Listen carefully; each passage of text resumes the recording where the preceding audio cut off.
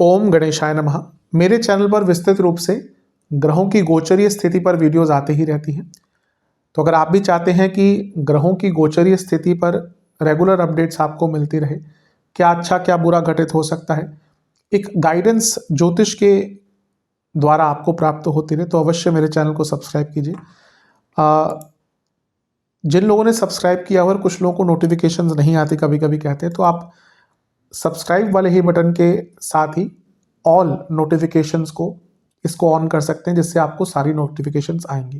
तो यदि आप भी चाहते हैं कि रेगुलरली अपडेट्स मिलते रहे और रेगुलर ग्रहों की गोचर स्थिति की जानकारी मिलती रहे, उसका प्रभाव क्या होगा पता चलते रहे, तो अवश्य मेरे चैनल को सब्सक्राइब करें और नोटिफिकेशंस को भी ऑन करें। नमस्कार। ओम गणेशाय नमः। ओम नमः शिवाय। मैं निखिल ज्योतिषाचार्य आप सभी का मेरे चैनल पर पुनः स्वागत करता हूं। आशा करता हूं कि आप सभी स्वस्थ होंगे। महादेव की कृपा आप सभी पर सदैव बनी रहे। ये वीडियो तुला यानी कि लिब्रा के लिए बहुत विशेष है, क्योंकि ये वीडियो है 8 दिसंबर से 14 दिसंबर 2025 के साप्ताहिक राशिफल के बारे में। कैसा रहेगा आने वाला सप्ताह तुला के लिए। जो मेरा साप्ताहिक राशिफल होता है वो प्रमुखतः चंद्रमा और उनकी गति पर आधारित होता है।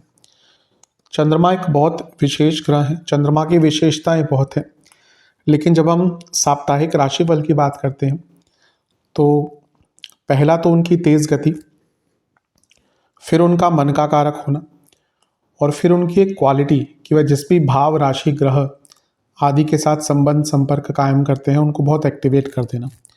इन सभी कारणों से चंद्रमा का जो गोचर होता है वो बहुत विशेष होता है, बहुत इम्पॉर्टेंट हो जाता है। चंद्रमा के गोचर के कारण हमारे मन मस्तिष्क विचार स्वभाव सोचने के तरीके दृष्टिकोण हर चीज़ पर बहुत इम्पैक्ट पड़ता है, और साप्ताहिक राशिफल के जरिए उसको समझना इम्पॉर्टेंट हो जाता है। इस अंधकारमय जीवन में, अनिश्चिततापूर्ण जीवन में ज्योतिष एकमात्र विद्या है जो हमें थोड़ा सा रास्ता दिखाकर सहारा देती है। भले ही राशिफल एक बहुत सामान्य आधार पर दिए जाए, लेकिन एक जनरल गाइडेंस के लिए बहुत उपयोगी होते हैं। यदि आपकी लग्न राशि या चंद्र राशि तुला है, दोनों ही गाइडेंस के लिए इस राशिफल को देख सकते हैं। जहाँ से सूट और रिलेट ज़्यादा करता है वहाँ से देखिए।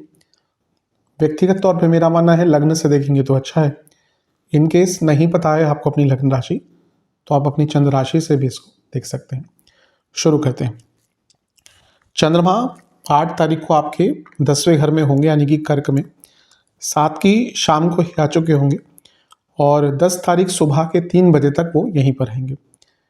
चंद्रमा का 10वें घर में आना बहुत अच्छा होता है, और यहाँ पर तो वो एक प्रकार से अपनी ही राशि में है, तो ये राजयोग भी बन रहा है। तो हफ्ते का शुरुआती भाग जो है वो आपके लिए काफ़ी अच्छा दिख रहा है।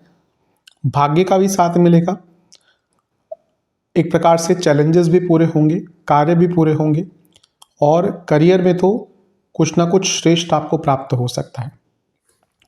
चंद्रमा पर मंगल की दृष्टि भी होगी, 8वीं दृष्टि। मंगल धनेश है, चंद्रमा कर्मेश है, तो पैसे से रुका कोई काम या पैसे का कोई काम रुक रहा था वो पूर्ण हो सकता है। और मंगल सप्तमेश है, चंद्रमा 10वें घर में बैठे हैं अपनी ही राशि में, तो अगर प्रमोशन आदि की बात चल रही है तो ये समय बहुत अच्छा है, प्रमोशन आपको प्राप्त हो सकता है। एक प्रकार से चंद्र मंगल योग जो 10वें घर को प्रभावित कर रहा है, ये कर्मों की सफलता की ओर इशारा करता है, यानी कि हफ्ते का जो शुरुआती भाग है वो आपके लिए सफलता के साथ स्टार्ट होगा। कई कार्य बनेंगे, जीवन में गति भी आएगी और एक सार्थकता सकारात्मकता भी रहेगी। यहाँ से चंद्रमा चौथे घर को देख रहे हैं। इमोशंस पर थोड़ा कंट्रोल करें, क्योंकि जब भी चंद्रमा का चौथे घर से कुछ संबंध बनता है तो इमोशंस ऊपर नीचे जाते ही। नवांश कुंडली बता रही है कि ये समय अपने आप को टेस्ट करने का है, अपनी बाउंड्रीज को स्ट्रेच करने का है, कंफर्ट जोन से निकलने का है। दशांश कुंडली कार्य क्षेत्र में बहुत अच्छा समय है, प्रमोशन के भी योग हैं, भाग्य का भी साथ कार्य क्षेत्र में मिलेगा। बिजनेस में कम्युनिकेशन कनेक्शन पर काम कीजिए, दोनों में ही थोड़ी कमी दिख रही है। जहाँ तक लव लाइफ की बात है, आंतरिक रूप से एक अशांति दिख रही है मन में, दोनों के ही, और इस पे या इसके कारण रिलेशनशिप सफ़र कर रहा है। तो कारण ढूंढिए कि क्या आप दोनों को अशांत कर रहा है। वैवाहिक जीवन, एक दूसरे को समझने की कोशिश कीजिए। ये समय जो है यहाँ पे मिसअंडरस्टैंडिंग हो सकती है, तो थोड़ा पेशेंस रखिएगा। स्टूडेंट्स, क्लैरिटी की कमी है। अभी आपको लगता है कि बहुत कुछ आ गया, लेकिन बहुत चीज़ों में अभी कमी बाकी है, इस पर विचार कीजिए। सेहत की जहाँ तक बात है, बीपी की प्रॉब्लम, लोअर बैक में दर्द और कफ प्रॉब्लम्स। सर्वाष्टक में आपका 12वां घर अत्यंत बली है। अगर विदेश में जॉब ढूंढ रहे थे तो समय बहुत अच्छा है। 10 दिसंबर सुबह के 3 बजे चंद्रमा आ जाएंगे 11वें घर में, यानी कि सिंह में केतु के साथ, और 12 दिसंबर सुबह के 11 बजे तक यहीं पर रहेंगे। चंद्रमा का 11वें घर में आना बहुत अच्छा होता है। हाँ, यहाँ पे वो केतु के साथ आ गए, ग्रहण दोष में लग गए, और केमद्रुम योग भी है। कोई भी ग्रह चंद्रमा के साथ में नहीं है, आसपास नहीं है। राहु और केतु को हम उसमें कंसीडर नहीं करते जब केमद्रुम योग की बात करते हैं। अच्छी चीज़ ये है कि कभी कभी 11वें घर में केतु चंद्रमा, या तो कोई आइडिया बहुत अच्छा आ जाता है प्रॉब्लम्स से निकलने का, या फिर कोई पैसे का काम या कोई पैसा डूब गया था उसको वापस लाने का योग बन जाता है। चंद्रमा केतु एक आध्यात्मिक जोड़ी भी है, तो जो लोग अध्यात्म की तरफ बढ़ते हैं या बढ़ना चाहते हैं उनके लिए हफ्ते का ये भाग अच्छा है। लेकिन कभी कभी चंद्रमा केतु 11वें घर में कुछ गलत फाइनेंशियल निर्णय भी दिलवा देते हैं, और क्योंकि चंद्रमा केमद्रुम में है तो इसकी प्रबलता या इसकी जो प्रोबेबिलिटी है गलत फाइनेंशियल निर्णय लेने की बढ़ जाती है। इसलिए कोई भी बहुत बड़ा फाइनेंशियल डिसीजन आपको हफ्ते के इस वाले भाग में नहीं लेना। कुछ सीखना चाहते हैं, रिसर्च करना चाहते हैं, कोई ज्ञान प्राप्त करना चाहते हैं, बहुत अच्छा समय है। नवांश कुंडली, आप बहुत ज़्यादा रिस्क मत लीजिएगा। दशांश कुंडली, कार्य क्षेत्र में आपको थोड़ा सा अपने स्किल्स पर काम करना पड़ेगा इस टाइम पे। बिजनेस, आपको डिसीजंस अब लेने पड़ेंगे, कई डिसीजंस आप टाले जा रहे हैं, अब वो समय नहीं है। लव लाइफ, सकारात्मक रवैया रखिए, बहुत चीज़ें सॉल्व हो जाएंगी, यकीन मानिए। वैवाहिक जीवन, ये समय अच्छा है प्रॉब्लम्स को सुलझाने का, एक दूसरे को समझने का। प्रॉब्लम सॉल्व हो सकती है, थोड़ा अपना माइंडसेट पॉजिटिव रखिए और बड़ा रखिए। स्टूडेंट्स, आपको एक हार्मोनियस एटमॉस्फेयर क्रिएट करना है। अभी कभी कभी लगता है कि आपकी मानसिक ऊर्जा सही है तो शारीरिक सही नहीं है, और कभी कभी वाइस वर्सा। तो एक स्टूडेंट को मानसिक और शारीरिक तौर पर भी बहुत स्ट्रांग होना चाहिए, तभी वो आगे बढ़ पाएगा। सेहत की जहाँ तक बात है, इन्फेक्शंस, लोअर बॉडी में प्रॉब्लम, इन्फ्लामेशन। सर्वाष्टक में आपका 4था घर बली है।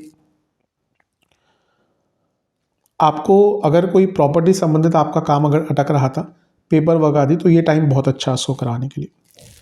12 दिसंबर सुबह के 11 बजे चंद्रमा आ जाएंगे आपके 12वें घर में, यानी कि कन्या में, और सप्ताह के अंत तक यहीं पर रहेंगे। चंद्रमा का 12वें घर में आना कोई बहुत अच्छा नहीं, और मिथुन कन्या में है, बुध की राशि में, थोड़ा सा और कंफ्यूजन रहती है। यहां पर उन पर शनि की दृष्टि है, और शनि की दृष्टि विषदोष क्रिएट करती है। यहां पे एक अच्छी चीज है कि गजकेसरी योग है, लेकिन ये गुरु भी अभी वक्री है। अब शनि की बात करें तो आपके लिए वो योग कारक ग्रह है शनि, और चंद्रमा आपके 10वें घर के स्वामी है। तो भौतिक फ्रंट पर, मैटेरियलिस्टिक फ्रंट पर यह समय अच्छा रहेगा। क्यों? क्योंकि कर्मेश योग कारक से दृष्ट है।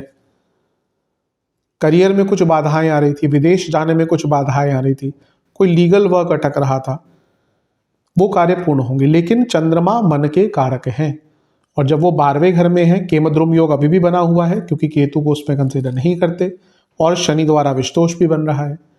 मानसिक रूप से हफ्ते का अंतिम भाग सबसे टेस्टिंग रहेगा, जहां इनसिक्योरिटीज से लेकर गलत विचार, नेगेटिव विचार, पुरानी बातें, छोटी छोटी बातों पर टेंशन ले लेना, ये सारी चीज़ें बहुत बढ़ने वाली हैं, और थोड़े खर्चे भी आपके हफ्ते के अंतिम भाग में बढ़ सकते हैं। तो यहाँ पे थोड़ा सा केयरफुल रहने की आवश्यकता है। नेगेटिव लोगों से और नेगेटिव चीज़ों से अपने आप को डेलिबरेटली दूर रखिएगा। नवांश कुंडली बताती है कि यहाँ पे इमोशनल क्लैरिटी की आवश्यकता है। जहाँ पे थोड़ा भी कंफ्यूजन हो, कोई भी निर्णय मत लीजिएगा, इमोशंस के बहाव में तो बिल्कुल नहीं बहना। दशांश कुंडली, कार्य क्षेत्र में सब ठीक है, कुछ बहुत बड़ा कार्य आपको दिया जा सकता है। बिजनेस में अलाइनमेंट पर काम कीजिए। कभी लगता है कि कभी कुछ काम बिगड़ता है, कभी कुछ काम बिगड़ता है, क्योंकि एक सिंक्रोनाइज्ड वे में या एक अलाइनमेंट आपकी जो है बिजनेस के पूरा जो फ्लो है वो अच्छा नहीं है। लव लाइफ, अपने पार्टनर के इमोशंस को समझने का प्रयास कीजिए। वैवाहिक जीवन, ट्रस्ट इश्यूज थोड़े से हो सकते हैं। स्टूडेंट्स, एक ही दिक्कत है कि आप सत्यता से भाग रहे हैं, आप शॉर्टकट्स ले रहे हैं, अपने आप को ही कन्विंस कर रहे हैं, जबकि आपको भी पता है कि कई कमी अभी बहुत जगह पे है। तो अपने आप को झूठा कन्विंस मत कीजिए और शॉर्टकट्स मत लीजिए। सेहत के हिसाब से पेट की problem, sleep disorders, skin disorders, cough की प्रॉब्लम बनी रहेगी। सर्वाष्टक में आपका 12वां घर ही बलिए हफ्ते के अंतिम में अन्य भाग में बहुत बड़े खर्चे और थोड़े नुकसान भी हो सकते हैं। उपाय के स्वरूप में दुर्गा माता को खोए की बर्फी का भोग लगाकर उनकी एक बार आरती कीजिएगा। आशा करता हूँ वीडियो काम आएगी। चैनल पर नए हैं सब्सक्राइब कीजिए, वीडियो को लाइक कीजिए। मिलता हूँ मैं आप सभी से अगले वीडियो में, तब तक के लिए ओम नमः शिवाय।